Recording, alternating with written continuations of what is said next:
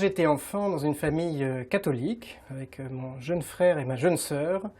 Et notre maman était vraiment celle qui pilotait, qui conduisait la famille dans la foi et qui nous a fait rencontrer le Christ, chacun de nous enfants. Et étant étudiant à l'âge de 20 ans, ma maman tragiquement décédée de façon très abrupte.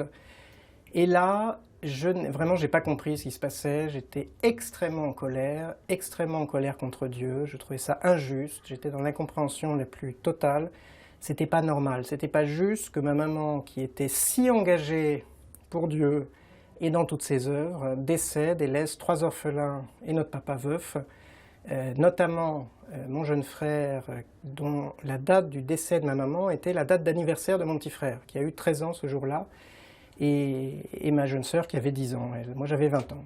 Voilà, donc cette grande colère contre Dieu, contre l'Église, contre les prêtres, j'ai tout abandonné. J'ai traversé vraiment une période très sombre, à ce moment-là, très obscure, très noire, en faisant plein de bêtises, en me laissant aller dans plein de dérives vraiment moches à l'époque, et dont j'avais du mal à sortir. Et puis j'ai rencontré Cécile, dans le cadre de mes études, et Cécile, elle, catholique, pratiquante, engagée, qui aimait Dieu, vraiment, avec une grande délicatesse, avec une grande prudence, avec une grande subtilité, est venue régulièrement me relancer, me chercher, m'interroger. Pourquoi j'étais en colère, pourquoi je ne comprenais pas, est-ce que l'amitié avec le Christ était importante, avec Jésus? Et en me disant toujours que c'était important pour elle.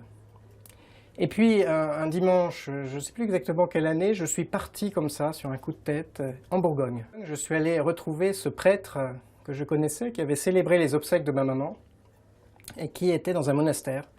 Et je suis parti, mais sans l'appeler avant, sans savoir s'il était là, sans savoir s'il me recevrait. Je suis arrivé ce dimanche, il y avait la messe, je me rappelle c'était un dimanche d'élection.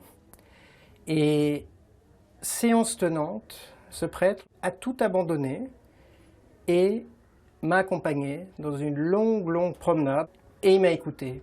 Et je lui ai raconté ma colère, mon incompréhension, ma violence à l'égard de Dieu, ma vie triste et stérile à l'époque et vraiment moche, je dirais. Je lui ai raconté aussi mon amour pour Cécile, la joie que j'avais d'être avec Cécile. Et puis il a écouté, et puis il m'a proposé la confession.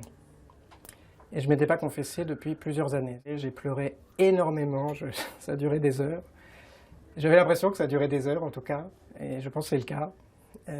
J'ai eu l'impression que ma maman au ciel disait à Dieu, voilà, mon fils était mort, il a retrouvé la vie, mon fils était perdu et il est retrouvé. Voilà, c'est vraiment cette image, cette phrase de la Bible qui m'est revenue.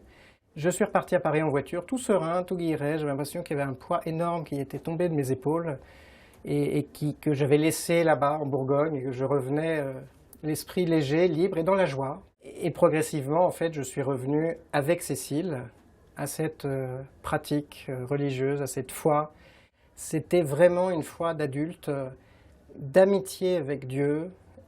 Et j'aime dire que l'amour divin, je l'ai retrouvé par l'amour humain de Cécile, qui a fait preuve d'une infinie bonté, gentillesse, délicatesse et miséricorde pour m'aider à retrouver le chemin de Dieu.